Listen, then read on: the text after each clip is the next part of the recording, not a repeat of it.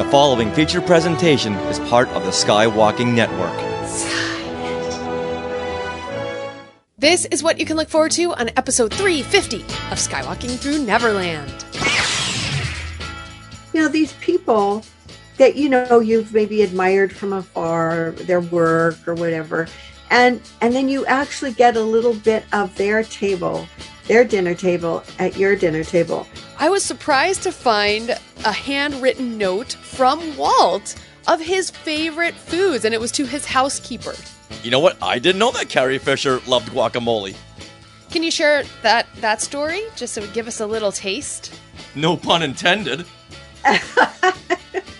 Yeah, this is the third monkey we've lost, and I can't take any more.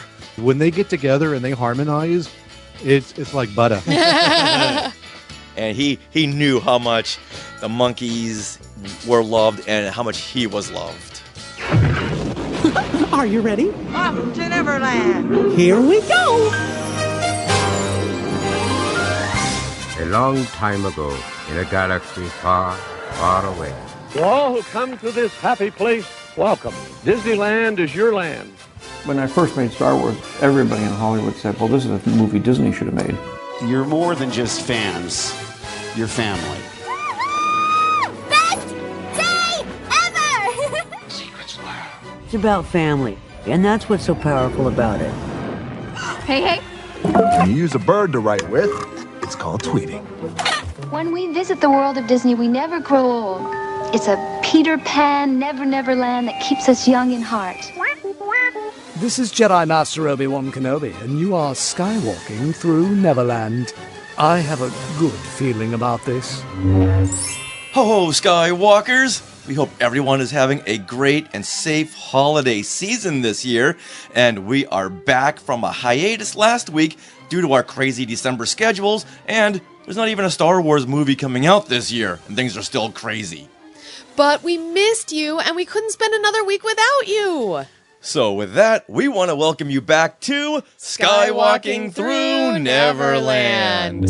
I am Richard Woloski, and now everyone please say hello to my sweetie wife, who's just the biggest sweetie wife of all time.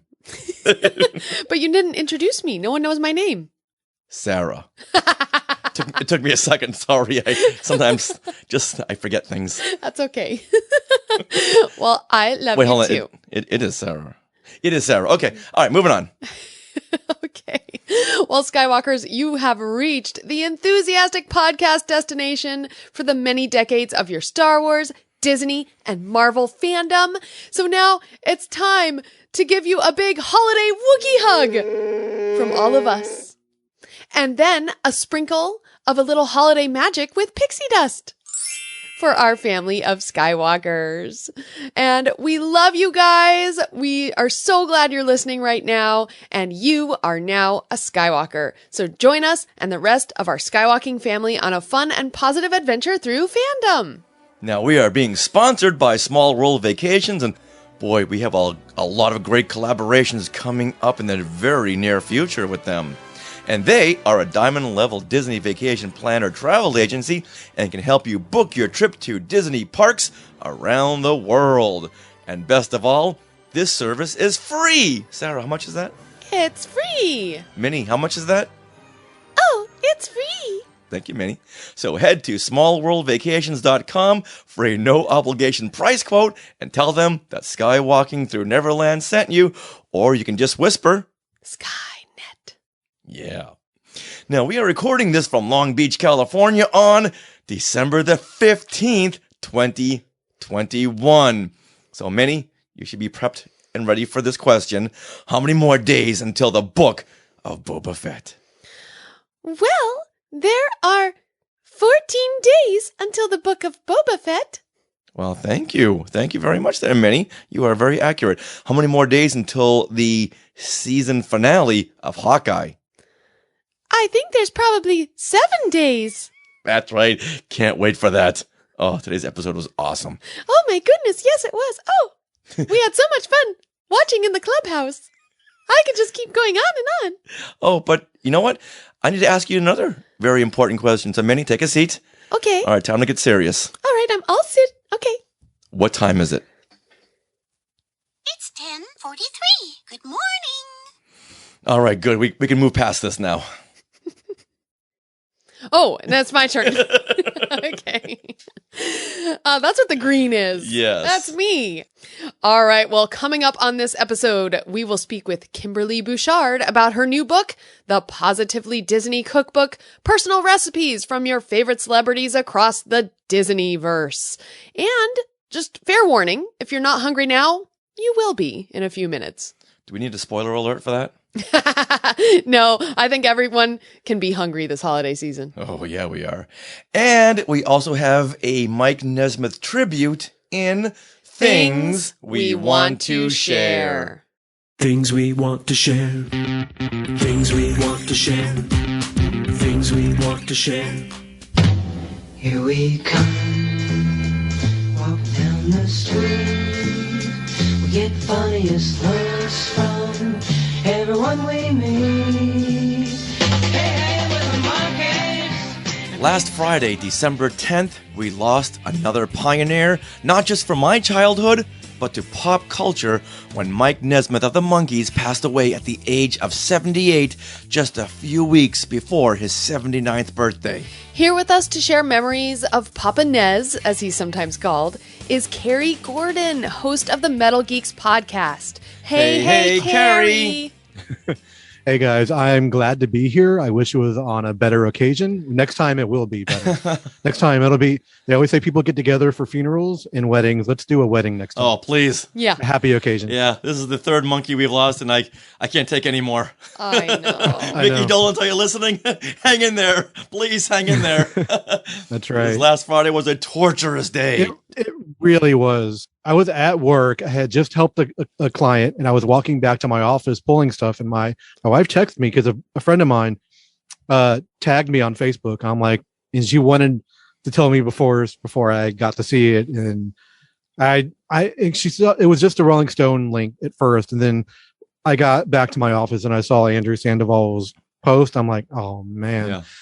And I literally broke down. I was like, man, I can't do this. I called my boss. I'm like, I need to take the rest of the day off. I just can't deal with people right now. Not at all. It was a somber, horrific day. And it really felt for me like losing a family member. So it was it was weird. Yeah. Oh, yeah. And I want to thank all the Skywalkers out there who tagged me in so many posts. Yeah. And since the age of 4 years old, I've always known That's right. who Mike Nesmith is. Aww. And always looked up to Mike. And he's always been my favorite monkey because I loved his particular songs and his great comedic timing. No one has got timing like Mike, and I still use his techniques when I do my live shows, either podcast shows or our other live shows.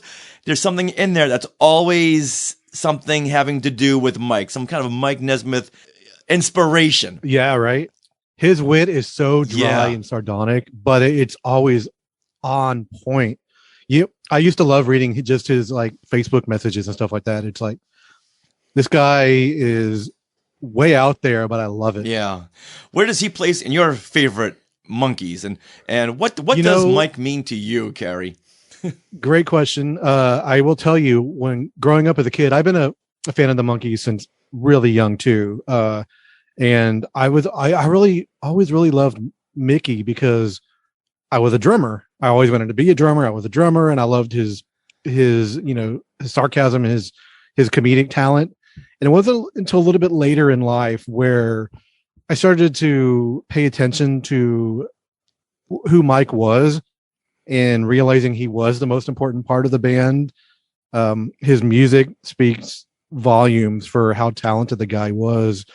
He's a pioneer. You said that earlier in so many things. He's a pioneer in country rock, which he didn't get credit for. Pioneer of MTV, which he didn't get credit for. There's so many things that he had in his mind. I'm going to do this before anybody else really thought about it, and just went along with it. Never got the credit he deserved. Hopefully now he'll get that credit. Yeah. Judging from all the posts I've been seeing, everyone is saying he deserves credit for this. And you can't say Mike Nesmith without preceding it with the word pioneer. When the day happened, people were like, "Oh, we lost a monkey." I'm like, "No, we lost a very important person in the world to everybody. Right.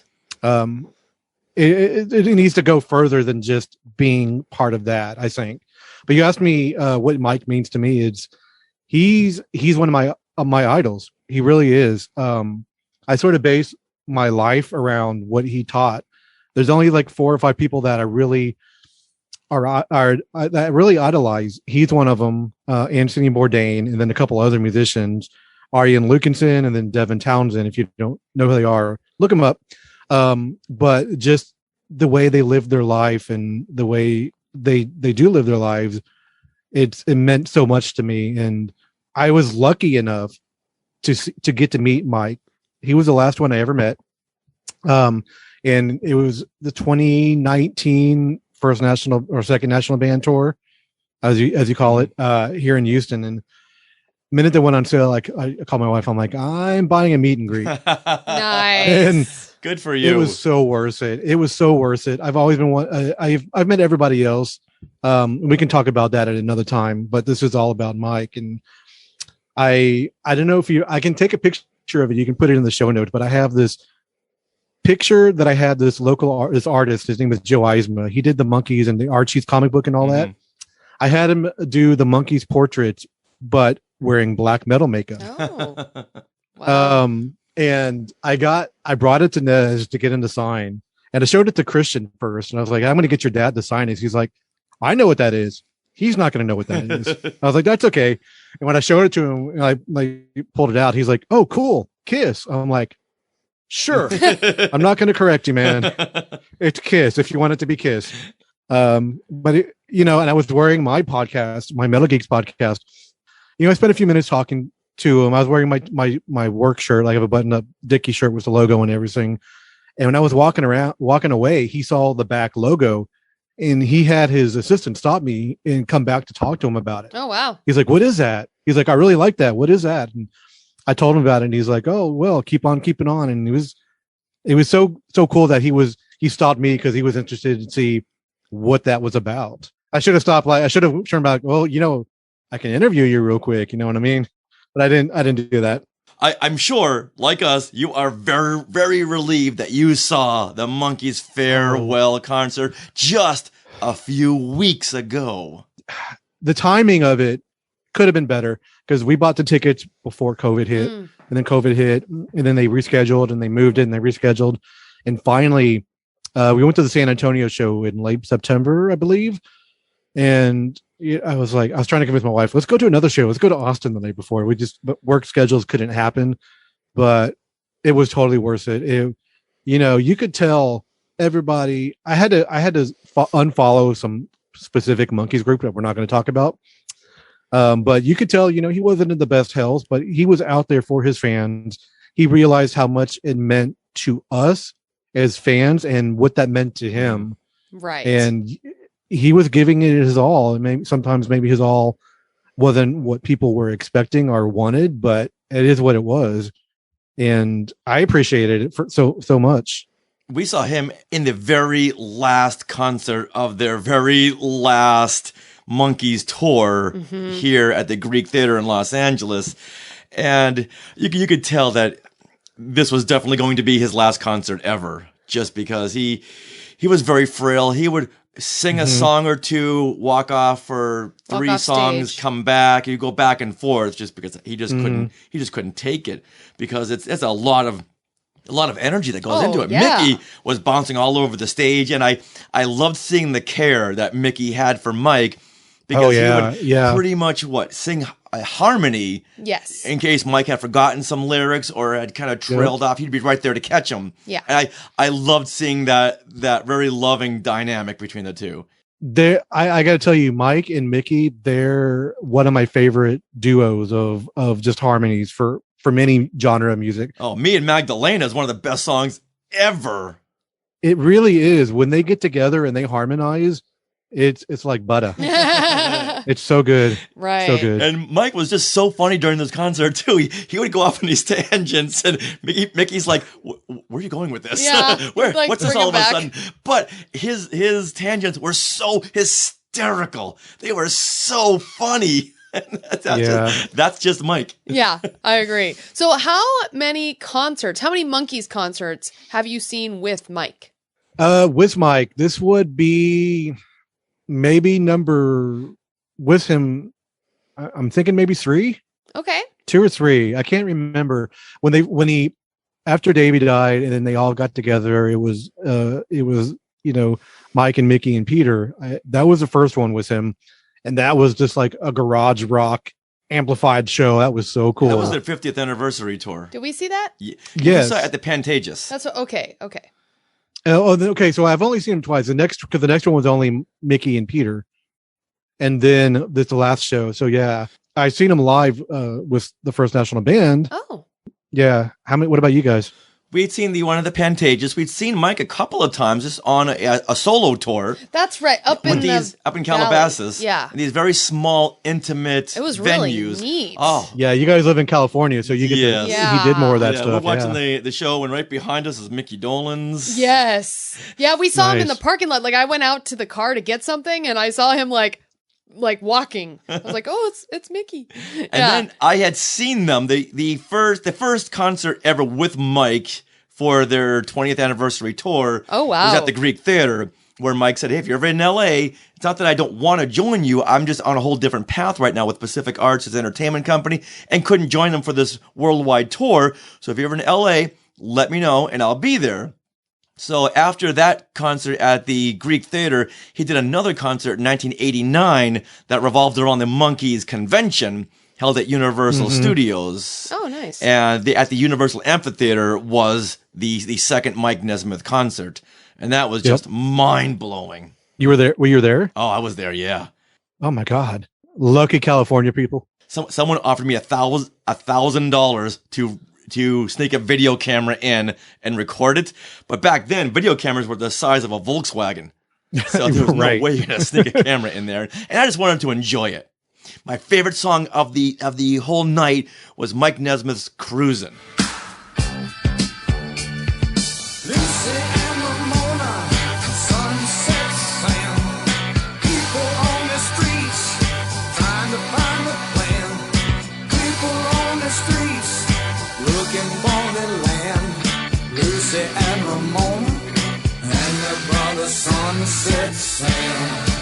They did that live? They did that live with the Monkees, and they just rocked so hard. I've never seen that song rocked as hard as that night. Davey was just going nuts on the percussions. I have a weird story about my very first Michael Nesmith autograph. Oh. It was probably like 4 or 5 years ago. Do you know Ming Chen from AMC's Comic Book Man? He's one of Kevin Smith's partners and all that. I know Comic Book Man, and I'm sure I know him by face. So he's a friend of mine now, just from the comic book circuit and all that good stuff. And he was at a show in Detroit, and he's like, "Hey, Kerry, I need your address." I was like, "Why? What's up?" He's like, "I got you a present." He's like, "You're a fan of the Monkees, right?" I'm like, "Yeah." He's like, "All right, I got you something." Like a week later, I got an autographed picture to me of Mike Nesmith from Maine. It was like the coolest thing ever. Oh, in fact, I've got a tambourine right over there with Davy Jones's autograph. So cute. Nice. I have my Mickey Dolenz autograph drumhead that I got Mike to sign too when he was there. Nice. I've got red maracas.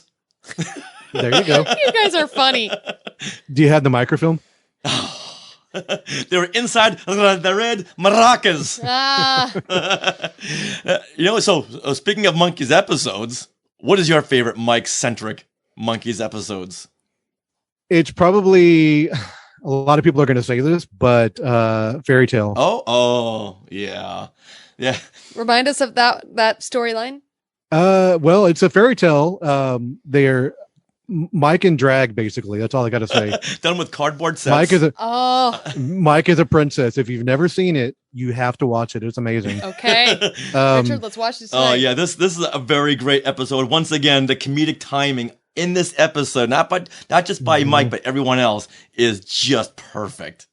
And when they just interviewed him, like the interview with him and Frank Zappa was pretty great when they were dressed as each other. But just like the pilot interview that they did with him, you could tell right there how how dry and witty he really was. And they're like, so great. For me, I'm going to say Monkey Mayor. Oh, yeah. This is where Mike runs for mayor since the current mayor is very corrupt and didn't care for his constituents. So Mike jumps in there and that sounds familiar. He wants to run for mayor to help out the little people. Yeah. And he gives this really heartfelt speech at the end of the episode. And I dare you to have a dry eye. Monkey versus Machine is pretty good too. Yeah, The Devil and Peter Tork, where he's got another inspirational speech to Peter Tork, where the music's in you. The devil can't take your music. The music is in you. Yeah, that's right. You see, Peter loved the harp, and he loved the music that came from the harp, and that was inside of him. And it came.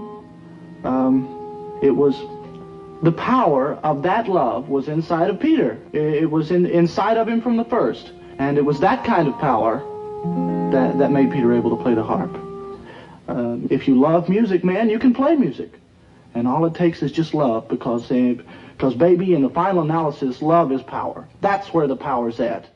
Mike was I don't know if it was meant to be this way, but he was like the dad of the group, if there was one. Yeah.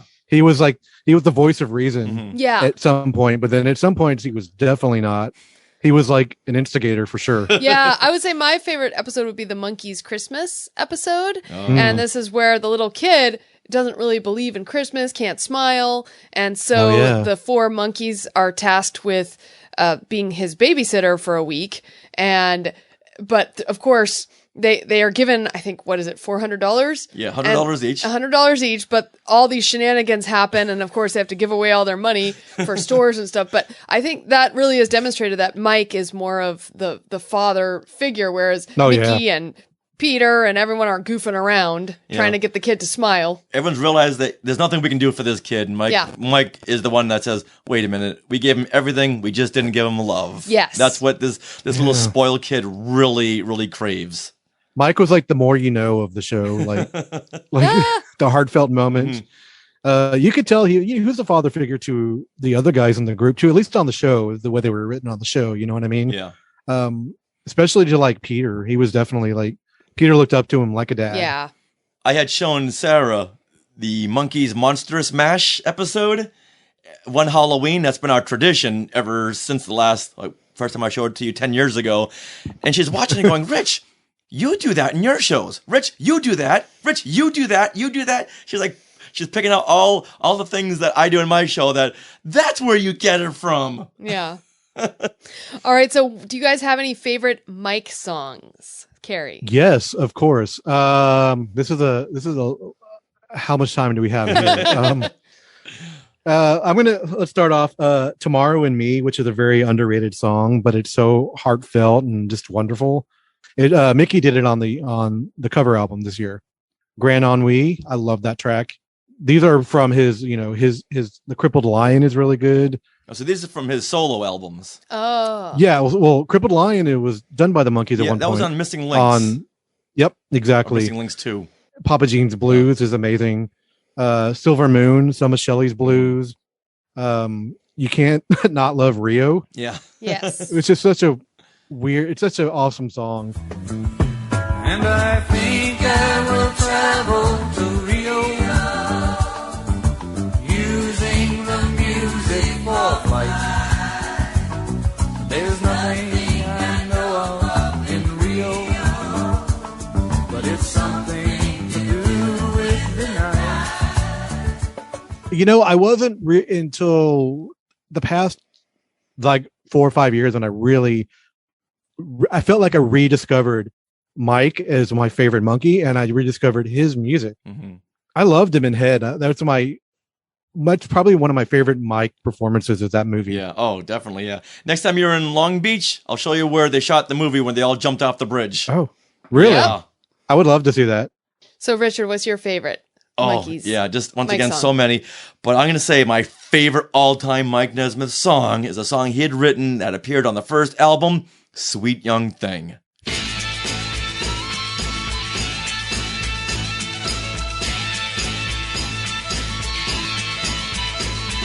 I know that something very strange has happened to my brain. I'm either feeling very good or else I am insane. The seeds of doubts you planted have started to grow wild, and I feel that I must yield before the wisdom of a child. It's a good one. I listen to that now. It's like, this could be a contemporary record. That's the only song I had recorded during their concert, because I didn't want to record the show. I just wanted to watch it. But when Sweet Young Thing came on, I did the same thing. It's like, I've got to record this. I saw your video that you posted the other day, but I was the same way. I'm like, I wanted to be in the moment. You know what I mean? Yes. It was hard. Circle Sky. I learned to play guitar because of Circle Sky. And I just, my music teacher said, okay, this is an A chord, B chord. I'm like, no. I want to play Circle Sky, and I'm out.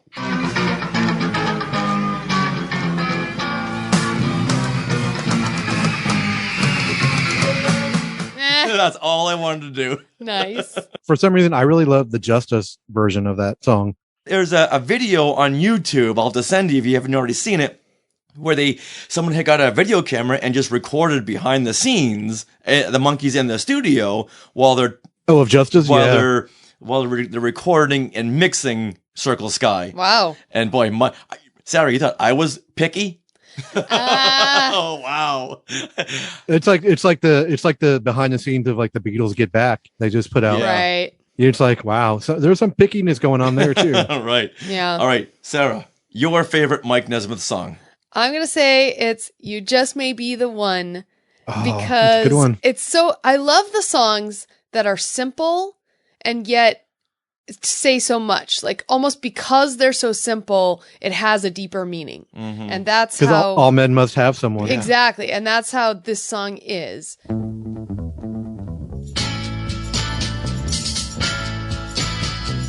All men must have someone who would never take advantage of the love bright as the sun. Someone to understand them, and you just may be the one. And we actually used it in not our vows, but as one of our friends recited the words to this song in our wedding. Like as one of those recitations, you know how some people recite from the Bible, they use the words to this song, and it's like that's amazing, perfect, and that's why it really hits for me, because it was used in our wedding, so it's like our wedding vows almost. She wanted to read a poem. She said, "Rich, what do you want me to read?" It's like, I know just the song, and as she's reading it, my sister's like, "Wait a minute, I know." What is that? I know that. Yeah, because she didn't sing it. She didn't sing it. She spoke it. And some other people at our reception said, "What was that poem that your friend read?" It's like, that's the Monkees. Well, we should have known. Yeah. So, Carrie, you said you had met Mike at a meet and greet. So what was that experience like, that one-on-one? He was really generous with his time and his attention to his fans. And I've always heard that. But you know, just waiting in line, I got really nervous when it was my turn. I was like, "Oh, hey!" I just sort of sat down next to him, and you know, I just put my stuff out to start, you know, for him to sign. And he just started talking about stuff. He's like, "Oh, did you enjoy the show?" and blah blah blah. And I was trying not to be a fanboy, but I was like, you know, you're one of my favorite songwriters of all time. And well, since you're there at a meet and greet, it's a foregone conclusion that you're a fanboy. Yeah, totally. And he's like, "Yeah, I am too." So apparently he's a fan of himself too. Well, he knows talent when he sees it. He knows entertainment. He knows talent when he sees it. That's right. But yeah, it's I was listening to Monkey Radio all day today, Monkey Mania Radio. They played a lot of interviews, and he was talking about at some point during his career, like he didn't know what was going to happen, and he was, you know, now he's like revered. He was revered later in life instead of like when the albums came out. Like the First National Band did nothing for him. You know what I mean? He's like, and then the Eagles stole my shtick, which they pretty much did. Yeah, they did. Yeah, he goes into on some of these interviews about all the stuff that he's done, but didn't really get credit for. Wow. Like even Elephant Parts. You've seen Elephant Parts? Oh yeah, I rewatched it on Friday actually. Oh, yeah? I came home and rewatched it, yeah. And for anyone who doesn't know, this is the 1981 compilation of comedy skits and music videos. Yeah. It was MTV before MTV was a real thing. At the one of the solo concerts we had seen, I had bought elephant parts at his like private table. I bought it from his daughter, and she and I just spent like an hour talking. Wow. Yeah, so like I'll hold that elephant parts. I still haven't unwrapped it yet. Oh my gosh! I just want that wrapped. I found the Laserdisc at a store like last year, and I was like, I don't even have a Laserdisc player, but I'm going to buy this. There you go. Yeah, there you go. And Elephant Parts won the first Grammy in the music video category. Wow. It was so pioneering, once again, Yeah. that they said, we got to honor this, but how? There's not an award. Let's make one up. Wow. And then there was television parts too. Yeah. Yeah. Oh, yeah. He was a movie producer in points of his life. Have you never seen Repo Man? Well, Repo Man's a great film with Emilio Estevez. Tapeheads. Yeah, Tapeheads. If you've never seen that, and like you said before, he was the one of the creators of MTV, but his version was a show called Pop Clips. And it was a weekly show for Nickelodeon, and Warner Cable wanted to buy the idea, and Mike said no. He was already swimming in money because his mom created liquid paper, whiteouts. So he said, you know what? I don't need the money, so I just want to keep on experimenting with this and doing more television parts, elephant parts. They said, okay, we'll just do our own thing. We'll call it music. I don't know what, television, MTV. That's good enough, right? That'll work. We'll put that as a temporary name right there. Yeah. But that you make a great point. Is he had money. So a lot of the stuff he did was for his creative side. Yes. He didn't care if it failed. He didn't care if it made money because he wanted to get this creativity out. Did you read his autobiography? Infinite Tuesday? Yeah. That's going to be on my must read for this week. You must download. I don't remember which site I got it from, but he reads the audiobook version of it. Yeah, but now hearing his voice is I'm not sure I can take it right now.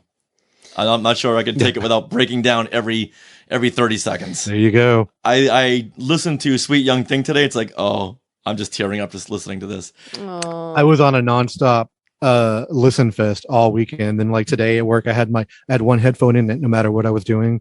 And I was like helping people. And I'm like, no, hold on. After Davy Jones had passed away, it took me months to listen to Star Collector again. And that's my favorite all-time Monkey song. It took me that long. Wow, yeah, it's a great song. So let me ask you this. I know we've lost three of the Monkees already. Which one has hit you the hardest? Davy Jones, because he was the first one. He was the first one, and he was the youngest one. Yeah. You never saw this coming. And he was the healthiest one. And he was only, 60, Yeah. I think? He was in his 60s. He was early 62, really early 60s. Yeah. Next year is the 10th anniversary of Davy Jones's death. Already. Oh my God. You only celebrated his death day every 4 years because it wasn't on a leap day. It was on a leap year, yes. It was. Yeah, February 29th. Oh, wow. 2012. Yeah. And then Peter Peter had been very sick as well. He had tongue cancer. Oh. So when that happened, it didn't hit me as hard because you could kind of see it coming, but suddenly, because a week before he passed away, he had commented on one of our shows, on one of our episodes of Skywalking Through Neverland, because we had James Frawley on, the director of The Monkees, and he just passed away maybe 2 weeks before Peter. So Peter had said, hey, if anyone wants to hear James Frawley's last interview, it's on Skywalking Through Neverland. Wow. Oh my God. I passed out for 4 days. And because of that, we made Peter Tork the Skywalker of the week. Yes. Wow. Carrie, we could go on for hours and hours and hours talking about Mike Nesmith, what he meant to all of us, how much of an inspiration he was, starting when you were a kid all the way to present day. He just meant so much to so many different people, and judging by all the Facebook posts, he meant so much to more than just Monkees fans. Yeah. Just pop culture fans and music aficionados. Yeah. Everybody, he was a true pioneer. He wasn't, everything was part of a whole. It wasn't just one little part. So people are like, oh, he was just a monkey. I'm like, no, it's way more than that. And it's one of those things where it took 50 years for people to realize how much of a genius he really was. And I'm glad he got to experience that before he did pass away, though. Yes. It's just the love of his career, you know. Oh, he was so heartfelt looking out into that Greek theater audience just a few weeks ago.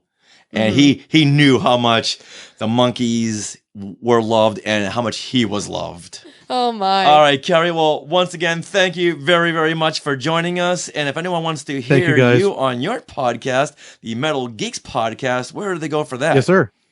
MetalGeeks.net. We're on all the socials at Metal Geeks. I've been podcasting. I was trying to remember. It's been since 2005 now. So it's been a long time. And I appreciate you guys bringing such a positivity to all the fandoms that I love. Positivity is important, and it's not out there a lot of times. So it's great to see you guys doing that. And if you like heavy metal and you like comic books and video games, and yes, the Monkees, check out my show. You might find something there. Yep. But yeah, we think we're funny, but we'll let everybody else judge that. Well, you do have a great show and very, very funny. I do say so myself. And that was pretty funny. Thank You you. made us laugh. All right. Appreciate that. Hey, hey, we're all the Monkees.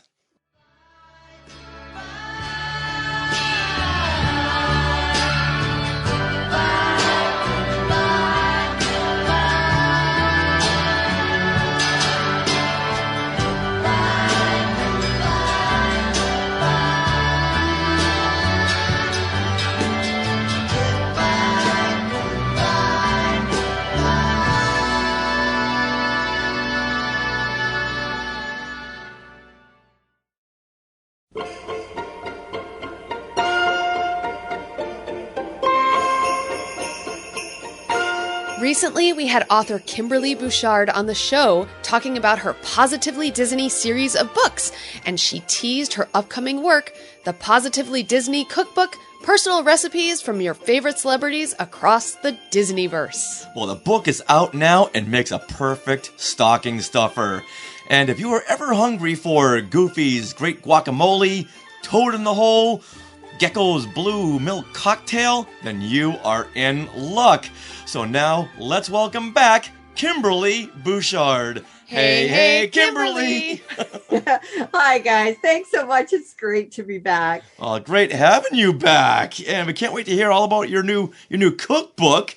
But first, gotta ask you, how's your holiday season going? Oh, my gosh. Busier than ever, really. I got all my baking done, though. I'm pretty happy about that.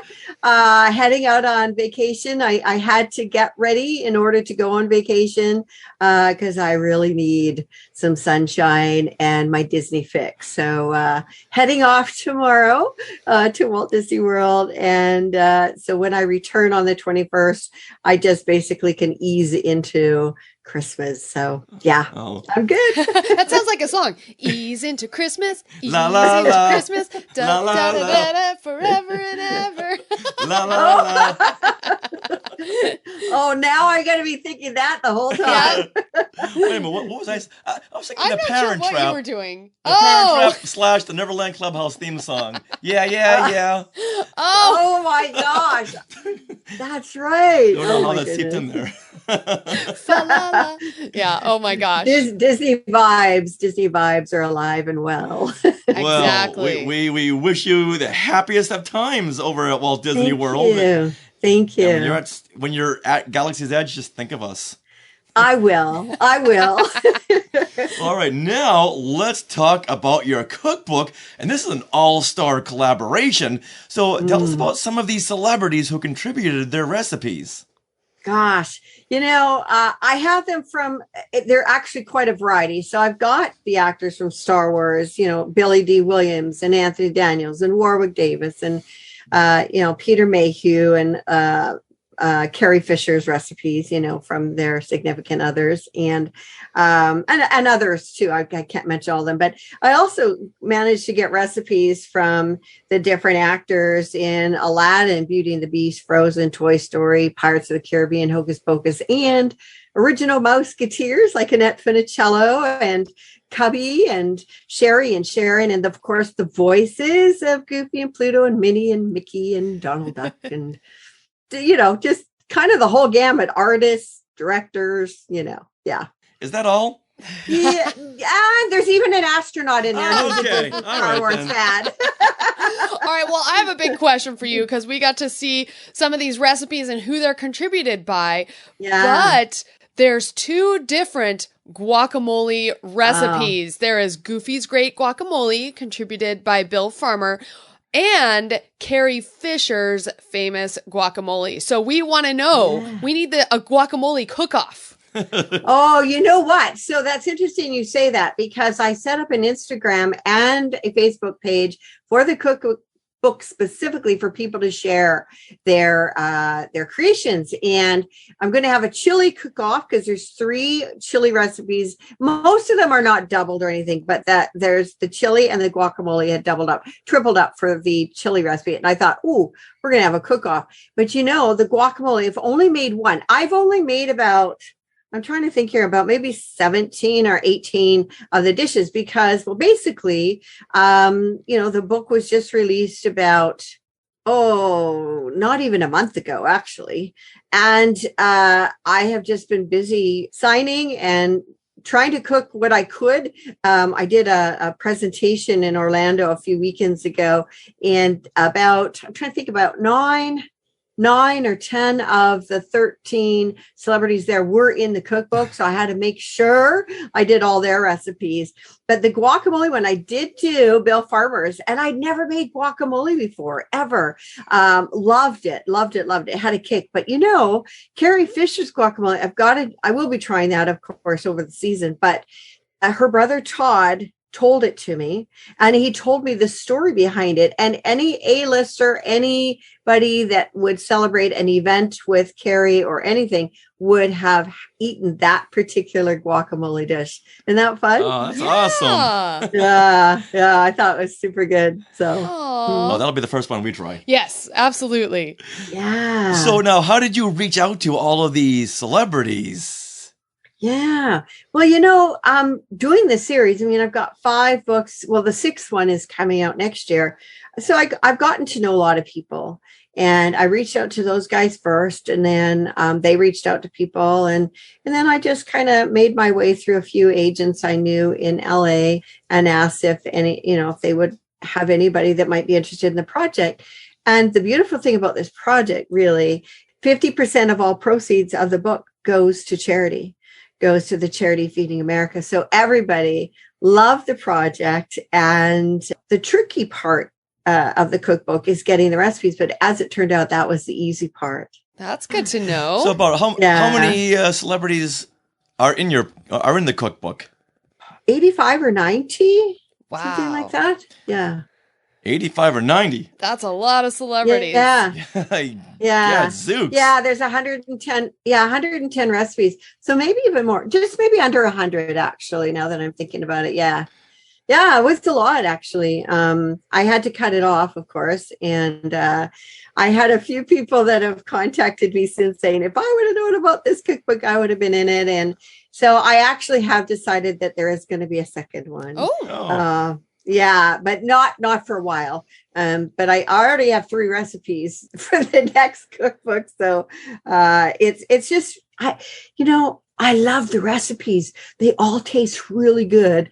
And I had I did some of the dishes for Thanksgiving and had guests over. And it was so fun to say, oh, by the way, this dish was contributed by so-and-so. And this is the story behind that dish. It was really cool, actually. That's amazing. And speaking of the stories behind your dishes, so each recipe, do they include a little description by the celebrity or a story behind it? And how did that work out?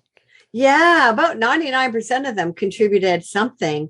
I'm always about the story. And, a lot of these recipes were, a lot of dishes that are special to us have special memories, really, and are significant from maybe the person that passed the recipe on to you, or maybe an event, And so people were more than happy to share the stories behind the recipe. And some of them were short anecdotes, others were paragraphs, all fun, all super fun and heartwarming. And I just thought it really upped the intimacy of the dish, having, a favorite celebrity's dish. Even having Annette Funicello's recipe and the story behind hers is really fun. It's really neat to get these things. Can you share that story just so it give us a little taste? No pun intended. So Annette Funicello, and in that era, Debbie Reynolds is also in the cookbook. In that era, they ate very simply, to be honest with you, way simpler than what we eat now. Those two were very, believe it or not, very salt of the earth. I mean, coming from an Italian family, food was at the heart of it for Annette. And she, I'm not going to give away the ingredient in her pasta recipe that will have you laughing. But she really pulled one over on her children, thinking it was this fancy schmancy old Italian recipe. And it really isn't. Was it Chef Boyardee? No. Ragu? But I don't want to tell the secret ingredient on that. But it's, as I said, a lot of these recipes were passed on through the generations, and people were giving me their favorite recipes. But I will tell you about one story of one recipe that's super fun. A Disney couple had provided this recipe, and she admitted that it was the only disagreement in all of their wedding plans. It was this dish. It's seriously. And they're still married, I think they've been married, 17, 20 years, 25 years, something like that. But it was really fun to hear about the surprise wedding, because the guests thought they were just going for a ski weekend up at their cabin, and then they ended up getting married. And this dish was sort of something to provide nourishment for people coming in, here and there. And but it's quite funny. And they've since tweaked it over the years, but it was the only disagreement they had. Wow. And who was this? I'm not telling. People have to see it in the book. I was hoping to sneak it out of her. So I've got a great party game now. Make all these dishes and then tell people these dishes are made by this group of celebrities, and they've got to guess what celebrity made what dish. Oh, that's a great idea. So, on the Instagram and Facebook cookbook pages, I'm putting a dish that I've prepared, but I've also given people a hint. So I just, the one, that I have from Toy Story, I've got the Toy Story characters in it, and, the different parts of the Caribbean guys. I have gold doubloons and, wooden boards and kind of piratey stuff. And the ones from Frozen, I have little hints. So any kind of dish that I am doing is a little bit of, there will be a hint of what film or what the people do for a living. Oh, that's fun. That's a lot That's of on fun. your social media. Yeah. Now, were you a threshold guardian for this book? Meaning, did people submit recipes and you tried them out? It's like, no, sorry, this one didn't cut the Kimberley Bouchard ranks. Oh, no. Actually, anybody that provided a recipe, I included it, because I knew that they would have passed on a recipe that had been tried and true. I trusted that what they were sending me was going to work. And if there was ever any issue, it would have been on my end. Okay. So I think I'm the only one that has a cookbook out there that's not a chef. I just follow a recipe and hope for the best, really. All right. So I have a question regarding the recipes. You have some recipes have really fun names, Gecko's Blue Milk Cocktail, Funeral Potatoes. Really want to know the story behind that. But you also have other recipes named Yams. So I just wanted to know, did the celebrities name their own recipes, or did you have a hand in that? Oh, I did not name them at all. Okay. That was all them. And, it's interesting because people were like, you have 12 different sections in the cookbook. And it's not just like one thing under one section. There's 12 sections with things under there. And I was so glad, because I didn't want to be top heavy on desserts or main courses or appetizers. It worked out beautifully. I don't know how that happened, but I even had to have a breakfast section. I had to have a bread section, Mm-hmm. Yeah. Super fun. How Ron Clements ever came up with the title Yams, I got no idea. Well, you know what? So some of these people that contributed recipes, they do not cook. So their other halves had to help them provide one. And one recipe in there is the only recipe that she cooked in her life. And that is, I'll tell you that one, our Tinkerbell, Margaret Carey. She never learned to cook. She was a child actor since she was 3 years old. But this one particular time, she had to cook up something. And there's a story about that. And this particular dish, she cooked up. And as I said, it's the only one she's ever made in her life. And to give you an idea, you have to cut along the grain of the steak for this dish. And she cut it with scissors, she told me. So we had actually quite a laugh about how she created hers, because I did make it. It's really good, really delicious. So there's 3 people's recipes in there that don't really cook. Okay. And you're talking about Tia Margaret's pinwheels. Yes, I am. Yeah, Oh. they're really good. Oh, fun. Well, speaking of really good, I know you've tried a number of these recipes. So far, do you have a favorite? Well, I like anything that turns out. That's my favorite. Okay. That's kind of where I am too. But I will tell you that I now have become a huge vegetable lover of roasted carrots and sautéed green beans. I love vegetables again because of those 2 recipes. Oh, I can see this book being on the top of a lot of parents' wish lists now for their kids. It's like, oh, okay, kids, this is a Disney cookbook, so everything in here is going to be really good. And just sneak those vegetable dishes in.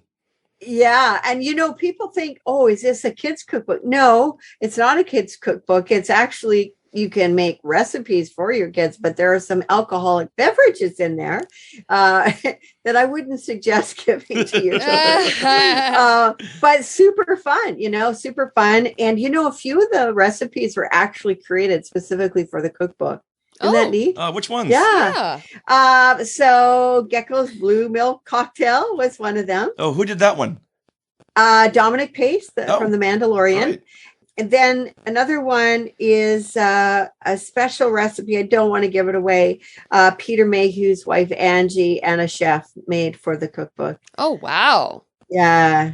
So really fun. So when did you start collecting all of these recipes? Well, you know what? The idea came to me at about beginning of April. So, yeah, it went pretty, it was pretty fast. Within a couple of weeks, I had about 50 recipes in my email. So that was really neat. I was pretty excited to see all of that.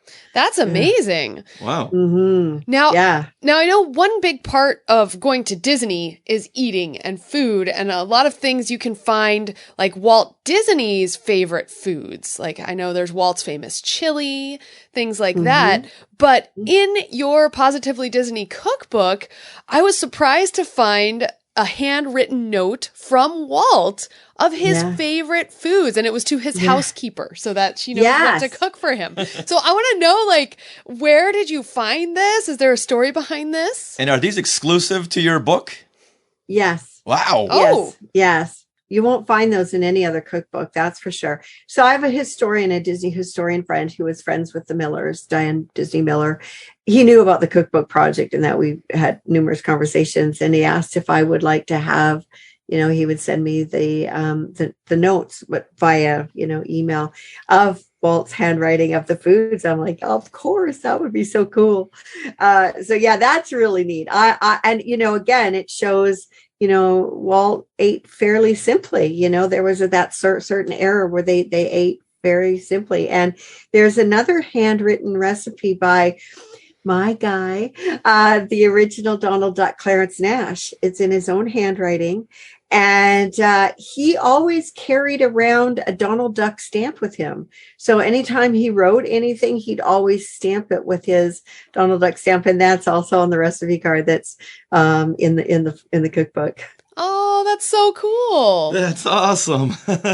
Boy, this book is just loaded with tons of tidbits and everything.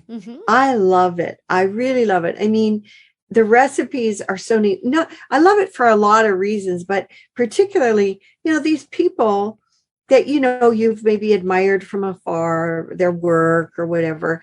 And then you actually get a little bit of their table their dinner table at your dinner table. But the best thing about it, honestly, was, well, not only do the recipes taste good and they're easy to do, they're guaranteed to work, but the stories behind the recipes are really fascinating. I know there's one recipe that one of the animators, he's actually a very famous animator, and his wife would always make that for him after a busy day of animating, and he relayed, a particular story about it. And there's a few that are not with us anymore, that, were part of Walt's team directly. And these very special cookies from Australia. And these cookie parties, they'd have like 200 people at these cookie parties in California. And these particular cookies were a bit of a showcase. It's just really neat. It's really neat, actually. Something just stuck out that you had just said, bringing their dinner table to your dinner table, which would make a great byline for your book. Oh. just hearing that, so many images came to my mind. Yeah. Not only is it fun to make these recipes, but it's a very informative cookbook with all the stories as well. Yeah. And you get to know a little bit about people. Like, you know what? I didn't know that Carrie Fisher loved guacamole. Yeah. Or loved to make guacamole. Mm-hmm. So who are you hoping to get for your next follow-up, your next book? Okay, well, as far as the Star Wars folks, I'll probably get some of the newer actors and maybe Harrison Ford, Mark Hamill, I think. I would like to get Keanu Reeves in there, who was, in Toy Story. He's a fellow Canadian, so I just want to get him in there. John Ratzenberger's coming into the next one. Nice. Jason Marsden will be in the next one. I think Tim Allen. I think I'll get Tim Allen, see about getting him in there. Is Tim Allen your white whale? Was, but I don't think so anymore. Oh, who usurped that position? Well, I just, I'll have to tell you. So this is the same with the regular book series, the Positively Disney series. Is the first one is always the more challenging. It's the first time you're doing it. It's the first time people are a part of something. But the second one shows that you've done it and it's successful. So anybody that had a possible, or maybe on the fence a little bit about it won't be anymore. So, yeah. Nice. Oh. Makes a lot of sense. But I'm just so grateful for everybody that participated in here. There's so many people, I can get people from Marvel as well. Well, one fellow, Doug Jones, he's part of the Marvel universe too. So he's got a really great recipe. And he was on stage with me a few weeks ago. Yeah. There's, as I said, there's about 8 of them. And I showed them their recipes while I was doing the talk. And it was really neat, actually. It was actually, we had so much fun up there. And they just said it was so nice to be able to talk about something other than the work that they do, that to talk about food and their recipes. And those recipes really came from their heart. Where were you on stage with Doug or Mr. Jones? In Orlando. So Doug Jones, Vince Lozano, and Trevor Chen are 2 pirates from Pirates of the Caribbean, Tobias Jelnick, Larry Bagby from Hocus Pocus, and then Eva, Bella, and Livy Stubenbach, who played Anna and Elsa in Frozen as young children. They were all on stage with me. And what convention was this? It was the Main Street Mouse Expo. House of Mouse Expo, put on by Michelle and Scott Atwood, actually, in Orlando.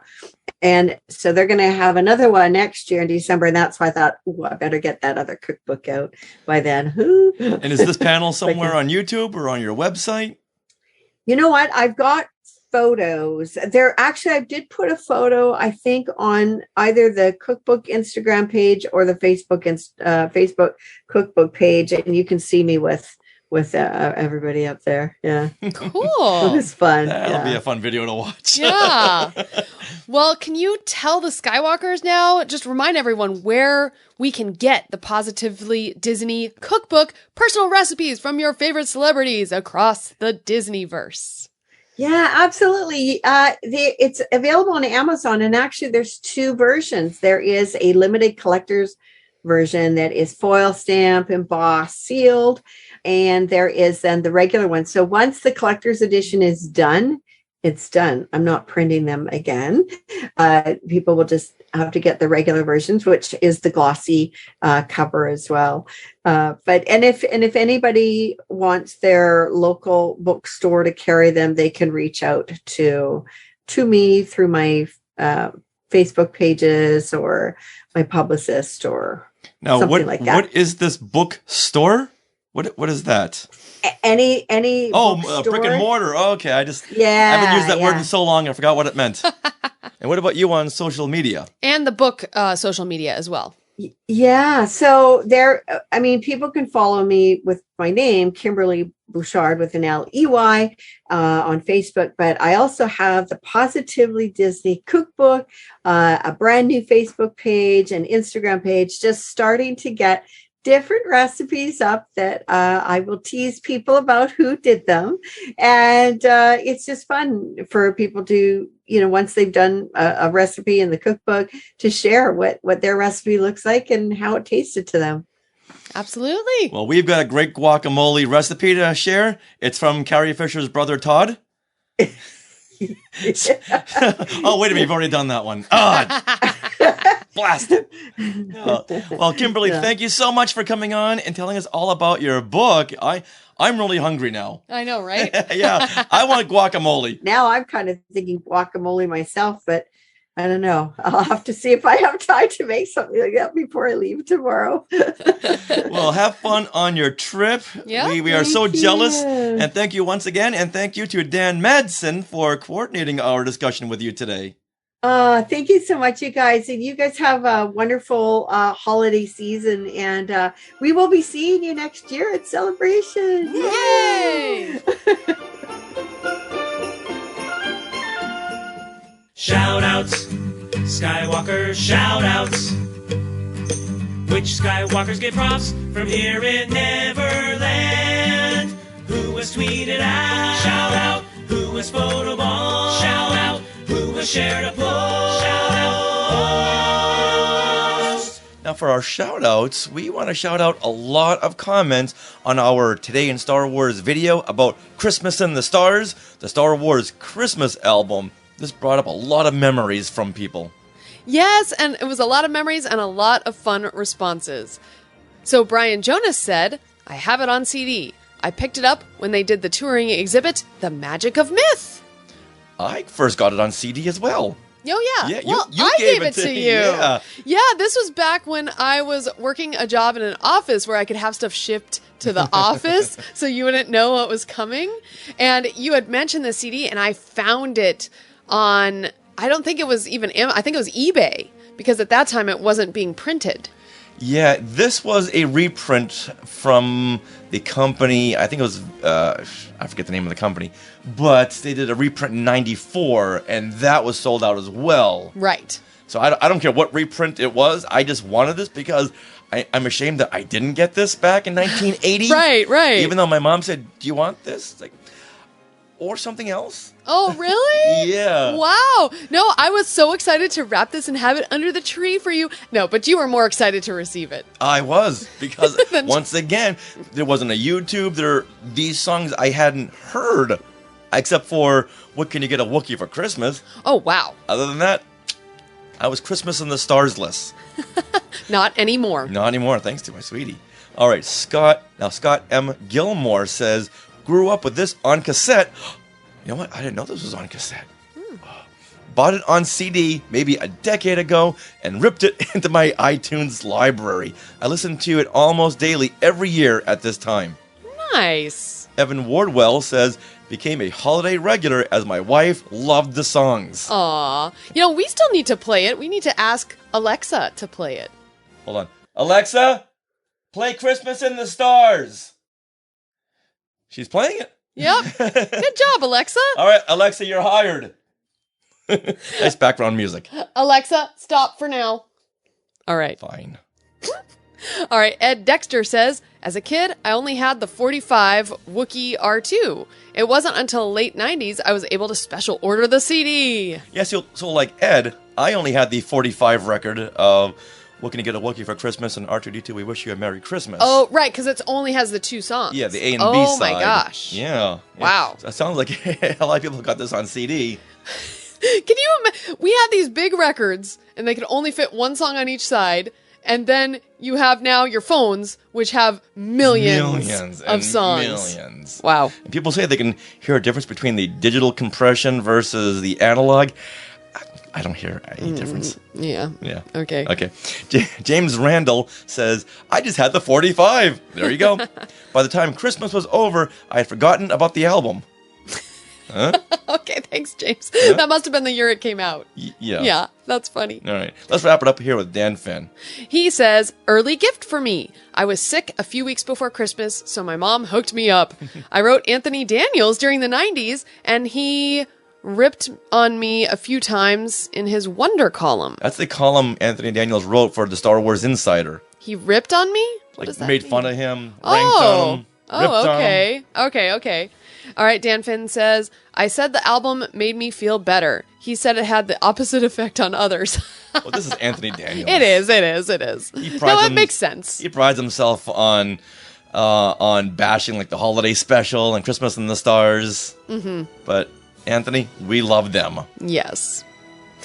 All right, well, we want to wrap up our shout-outs this week with just a big thank you to all of you in the Skywalking Force. All of you who are part of the Skywalking Force.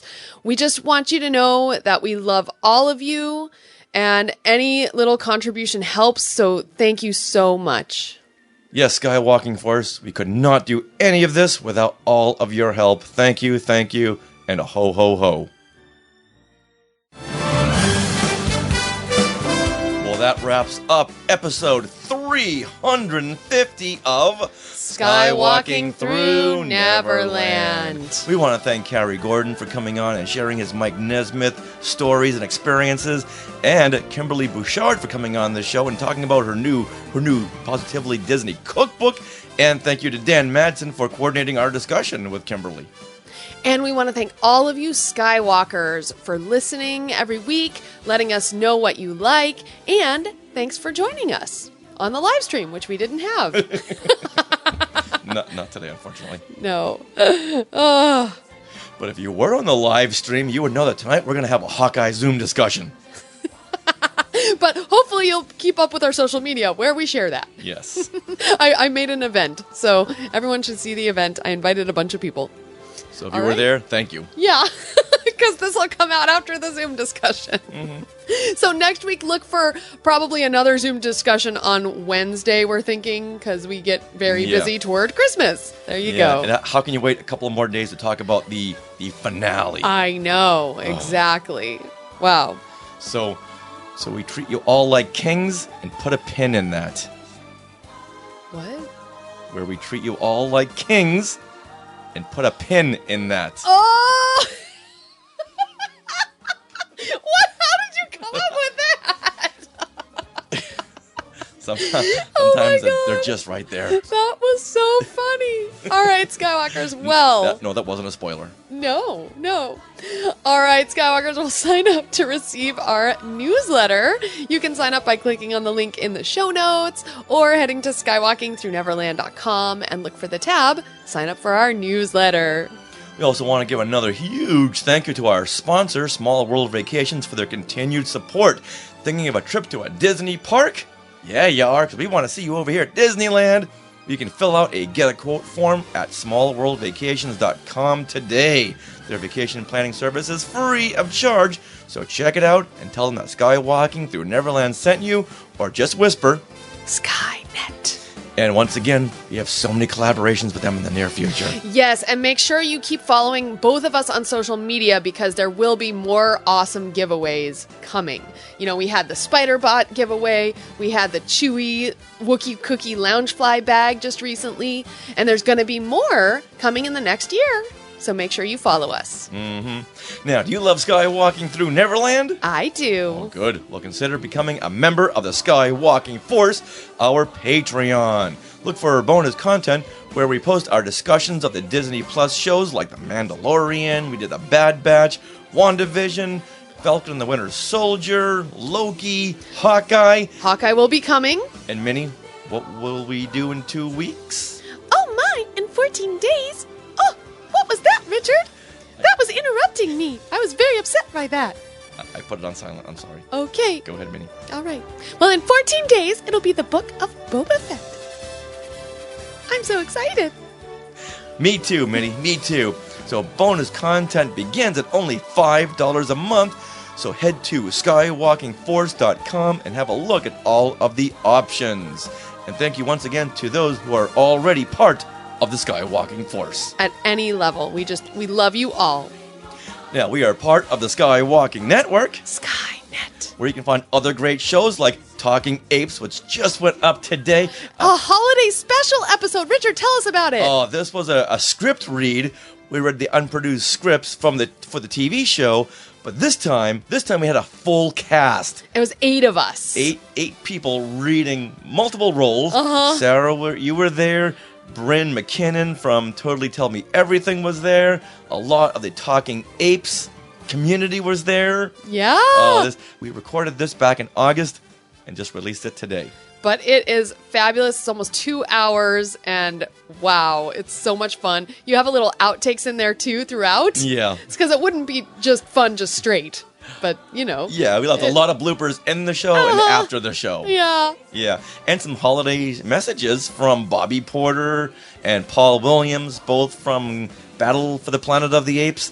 A lot of fun surprises in this episode. That, again, is the Talking Apes Holiday Special. Yeah, so make sure you go to your podcatchers. Just search Talking Apes or Talking Apes TV.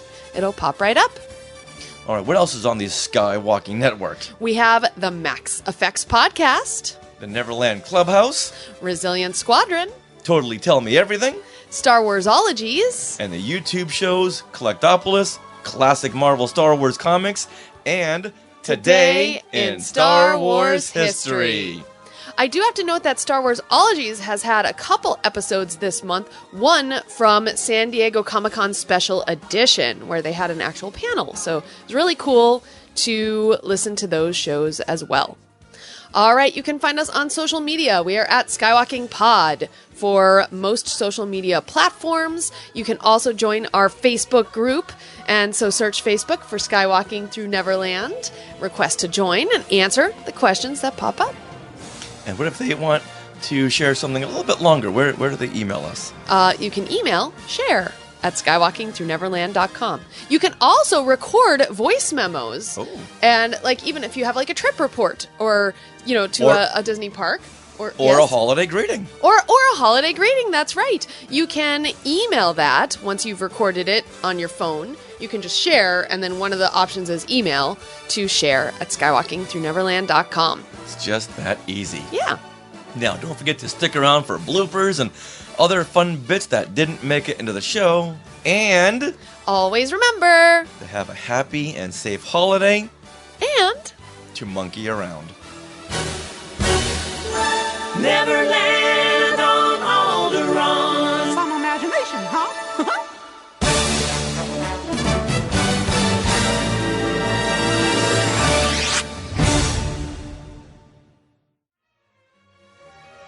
To our Skywalkers and Tweetwalkers, thanks for listening. Skywalking Through Neverland is created and produced by Richard and Sarah Woloski. Original music by Rob Dellinger. Creative consultant Mark Augushowitz. Technical advisor Peter Heitman. Facebook administrators Donald Wicks, Joey Pittman, and Norma Heitman. Skywalking Through Neverland is intended for entertainment and information purposes only. Any sounds, music, and clips played during this podcast are the property of their copyright holders. All original content is property of Skywalking Through Neverland, all rights reserved. Sorry, had to be said. it's funny to watch Mike. There was it on the DVDs or the Blu-ray or something that he did a commentary on that episode, and he's watching himself during that audition process. He's like, couldn't someone have given me a sandwich? He's got like a 13-inch waist. He did. little yeah, skinny I know. guy. For me, yeah, Richard. Never been there. Yeah, me neither. Yeah, maybe back in 6th grade.